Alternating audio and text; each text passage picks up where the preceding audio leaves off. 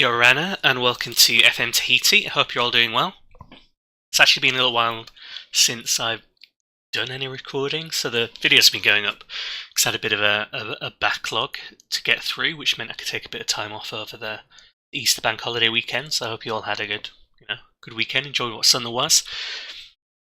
And I've obviously, as the videos were going out, I've been keeping an eye on sort of views and things like that and comments. I just want to say thank you to everyone who's been watching the videos and everyone who's left a like or commented. It's really appreciated. I know there's lots of Football Manager kind of content out there, and there's only so much time in the day, so the fact that any of you are spending any time on my videos is really appreciated. Thank you for that. And one of the comments I had was a kind of interesting comment that I've touched on a couple of times, but not in any great depth, about what the kind of next step is. What's the plan essentially for this save with the Humpbacks?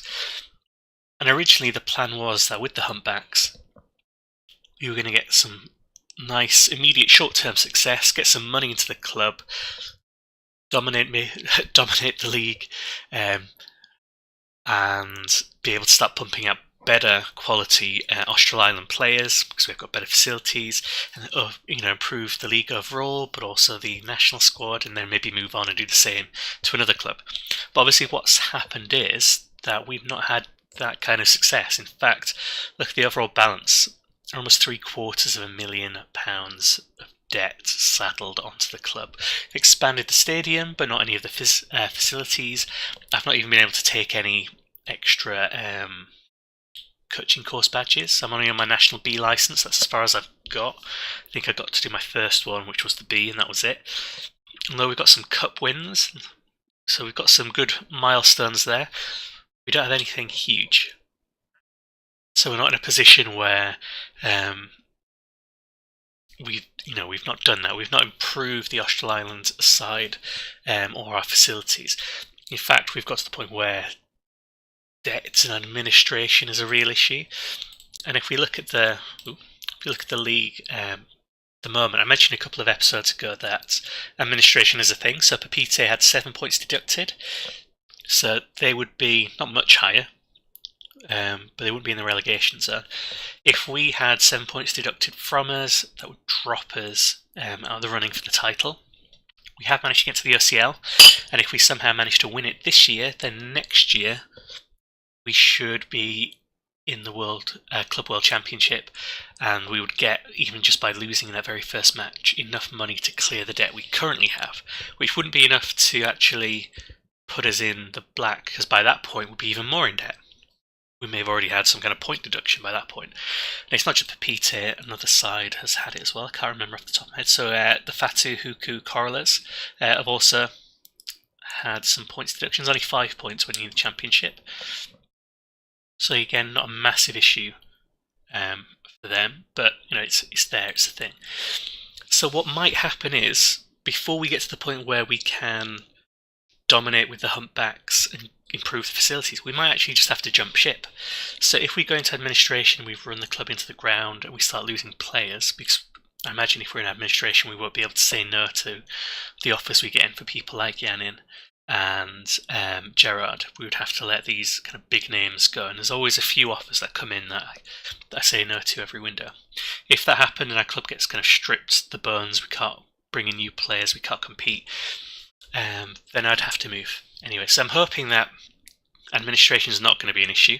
I don't know exactly how much you have to be in debt by for the game to consider you to be in administration, because if we look at the club information, there's normally a club value bit, whereas that's in general.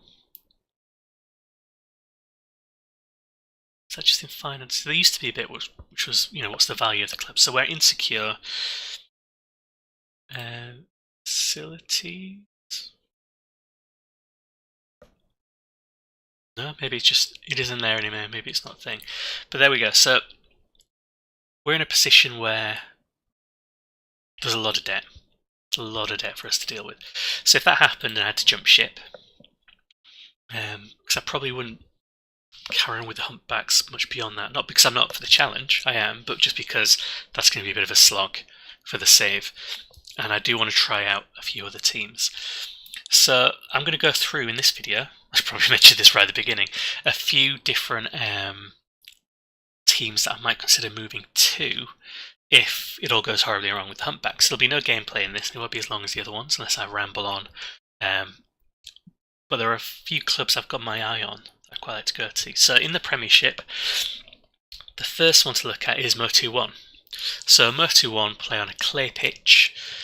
Historically, and by historically I mean when me and my brother used to play the network save, so when it was just the one league, Motu 1 almost always finished at the bottom. They were the smallest of the Tahitian sides. They were the whipping boys. They always kind of lost out. They're actually doing quite well this season. And if we look at competition honours, they have no honours. Yeah, there's nothing in their trophy cabinet. They've got a clear pitch. Again, if you look at the facilities, they've not expanded it yet, so it's still 500 all-seater. So they're a small Tahitian side with no history that we could give a go to. They're insecure finances as well, thus this might be a potential issue. So that's them. Back. Go back there. The next team that would potentially be tempting on here is actually down here, the Rapper ET feral cats. So Rapper ET means just small rapper, so ET means small, and that's to differentiate it from the other Rapper Island, which is actually Easter Island, so the one with the big heads on. I talk a bit more about that in the kind of island videos I did about the background, but the Rapper ET feral cats, they're a team from the Bass Islands. I'd be quite interested in taking them on, largely because of this badge. There we go. I just really like the badge. It's one of the ones I was happiest with when I made. So some of the badges I think are quite good. Some of the badges are a little bit ropey, and I think this is one of the better badges. It's slightly Batman-esque, but that is meant to be one of the feral cats in the long grass of the Bass Islands. And again, if we look at their kind of history, they've won the Mutiny Pride Trophy once, so I think they were the original winners, and they were runners-up in the Championship. So they started in the Premiership, got relegated, got promoted again, and they've managed to stick around. But they've not got a huge amount of history, and they're from the Bass Islands, so we could do that kind of building up again of the sort of club and nation side, but from one of the smaller islands. And the Bass Islands, if I remember correctly, they're the ones who actually got through to play Uruguay in the World Cup playoffs. So that's where we are with them. They'd be a good potential team to go for. Just go back. So that's it for the Premiership. Now in the Championship, we've got a few other teams to consider. So the very first one that caught my eye is the Takaroa Territory Terrors. So Takaroa, I think they're a Gambier team. No, Tuamotun, completely wrong. They're a Tuamotun island side. And again, partly quite like the badge of the Takaroa Terrors. They've, again, if you look at their kind of competition history, they've got runner-up in the gold and third place in the gold. They've not got any other kind of honours to their name. In terms of the facilities, they have upgraded the Black Pearl Park. So it's a 925 all-seater, which is reasonable. But beyond that, they've not got much else. But again, it's the Tuamotun side, which I could kind of develop. And also, I quite like this kit. I do need to try and sort out some 3D kits to go into the game, but that's maybe for FM20. It's a bit of a bigger job. I quite like the idea of taking on a Tuamotun side. So that's the Takaroa Terrors. Going further down, I also quite like the idea of the Puka Puka Typhoons. So good, they named them twice. Again, they're a Tuamotun side from quite a small island that was typhoon ravaged at one point, also known as the Dogs, the Dog Island. And again, if you look at their kind of competition landmarks, they've won the Mutiny Pride Trophy once, and that's it. There's nothing else kind of to their name, and I quite like the colour scheme, even though it hurts the eyes a little bit. and the Typhoon kind of badge. So again, between them and the Terrors, I wouldn't mind too much, depending on which is which. Go further down, there's two others to consider. So there's the Hiva Oa Dominicas, or the Gods, as they're known. They're a Marquesan side, using the kind of Easter Island Polynesian head. And I quite like the idea of them because they're a Marquesan side. So I can try and develop the Marquesan national side, and there are more Marquesan teams as well, so there's a bigger pool of players to play with, although we can at this point attract across the different islands. In terms of their kind of competition honours, they don't have any. And if we look at their facilities, they play at the Alvaro de Mendana Porch. So it's named after one of the explorers, or Western explorers, who mapped some of the islands around the Marquesan Island chain. So it's a 6,000 capacity stadium, 4,000 seater, and it's used as a national stadium for the Marquesan side. So there's the opportunity at some point for them to move into a different stadium, which could be costly, but could be interesting. And then, I might as well just go back this way, there's also the Mangareva shellfish, just because they're named after shellfish, and they're a Gambier side, so the Gambier Islands are kind of the smaller island chain. They're sort of population as an island is generally a little bit lower. And again, competition-wise, no real records.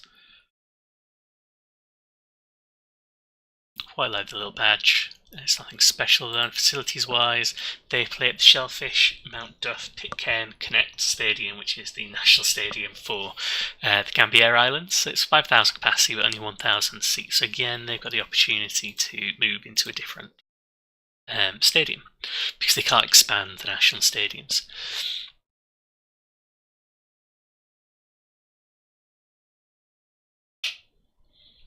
Now in the under-23 gold, I would be willing to go down this low. The pickings are a little slimmer, but there are some interesting teams potentially to take on, for very similar reasons as well to some of the ones from the championship. But obviously there's more steps to go through. So more promotions needed, a bit more of a challenge in this sense. So there's the Reveveve, or Reveve Jupiters, if I'm saying it correctly, which I probably am not for either attempt. So this side are I believe, Bassian side. So yeah, from the Bass Islands.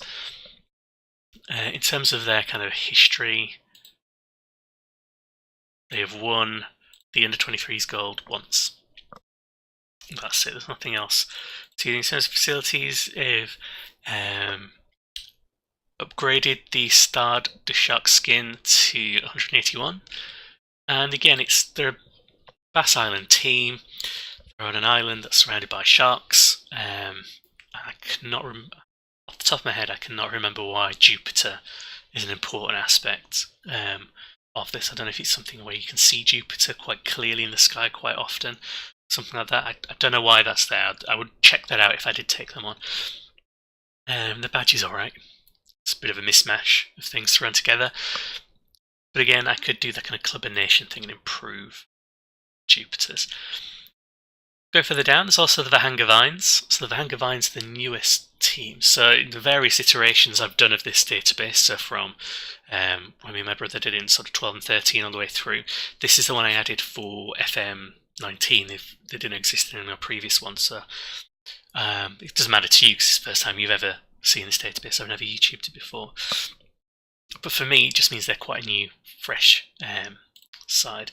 They're from the Gambier Islands, so one of the smaller ones. Again, in terms of their competitions, they were runners-up in the Mutiny Pride Trophy this year. Because I didn't make it to the final, someone else went to the final, so they did well to get there, to be honest. They are quite a small side. In terms of facilities, they've just got a 300 all-seaters. They had the smallest stadium in the game, named after one of the ships, the Western ships, I should say, that discovered the island. So again, they'd be really good because they're literally they would be the hardest team to take over because they're the smallest. Quite like the badge, the Vahanga Vines. It's a vine-covered island. They could be interesting. They could be an interesting challenge. I mean, they're in the development gold, so they've managed to get promoted once, I think. So they did start off in the silver. We've also got the Tobai Lagunas, so they are another Bass Island team, also known as Lagoonies. I'm not as fond of them, but they've got potential. Runner-up in third place in the 23 gold, but that's about it. So they'd be interesting, but I'm not completely sold on them. There's Naruto, who are the prisoners, but because they're another Austral Island team, I'm tempted to stay away from them. And then you've got the Turtengengi Wings. So this is the team that is basically on an island that is an airport. It's a big long landing strip, more or less. They're one of the new sides as well, or newer sides, so added in the last version. They're a Gambier side, so again from one of the smaller islands, and I just really love the badge. And I know this is me blowing smoke up my own arse because I made the badge. And I know actually it's nothing special. In the long run, it's just wings in a fancy font with some wings above it and a T for the Turtengengi. But I really actually kind of just like it. And I like the kind of colour scheme as well, which is a bit bright. But I think they would be a good challenge. And again, if you look at their competition landmarks, they've not won anything. No. That's really it for the under-23 girls. There are the Exiles in there, and the Chevres and Naruto, as we mentioned, but I'm not as taken by any of those. If you go down to the silver, there shouldn't be any teams, I don't think, left in the silver. So there's nobody in the silver for us to take over because it's all just under-23s. So there we have it. Those are the teams I'm potentially interested in. Only one team from Tahiti's actually made that list. There is one potential exception that I would be maybe willing to consider if we go to the championship, and that's Marquesas Island, or the Eruptors. I've left these to the end because these are the team I took over in the very first version of this when me and my brother played this as a network save. And they're the one I had all the kind of historical success with. So it's an island that is basically volcanic. It's a volcanic island. In real life, I don't think anyone lives on there. They just send science teams over there every now and again to investigate what's going on. In terms of facilities, they have upgraded to that 1,223 all-seater. In terms of their kind of competitions, the runner-up in the Windward Isle trophies, they've got nothing to their name, but I've got a kind of soft spot for the Eruptors and the Ashground. So if that came up, they would be the other Tahitian teams. So Motu, one of them, really for Tahiti, or all the other ones I'm considering would be smaller nations. And it kind of comes down to that big club aim of getting one of these very small teams to be the biggest club in the domestic scene, but also then using that to improve the national side. So I've got kind of potential escape routes if it all goes horribly wrong with Humpbacks. If something did go wrong, what I'd probably do is I'd stick around with the Humpbacks until one of the jobs became available, and then I would apply for the job. I wouldn't just leave the Humpbacks completely, unless I was getting towards the end of a season. Then I'd stop, get everything sort of done, do a bit of a review of the Humpbacks, and then resign and move on. But I'm not planning on leaving the Humpbacks just yet. This is just what if. What if financially I've ruined them and I've not got success quickly enough to then try and improve things and save them? If I've done that, if I've run them into the ground accidentally, then I will abandon them and move on in a kind of very mercenary sort of way. In terms of how often jobs are available, you can see there's quite a few. So this kind of changes throughout the season as managers move around, and as we get more and more players in the player pool, more and more of them are retiring and becoming staff. So our staff pool is actually getting a bit bigger. So currently, Lagunas, the Wings, the Jupiters, and the Shellfish are all potentially available. So because there's quite a few teams I'm interested in, there's plenty I could go to if needed. So I'm going to stop there.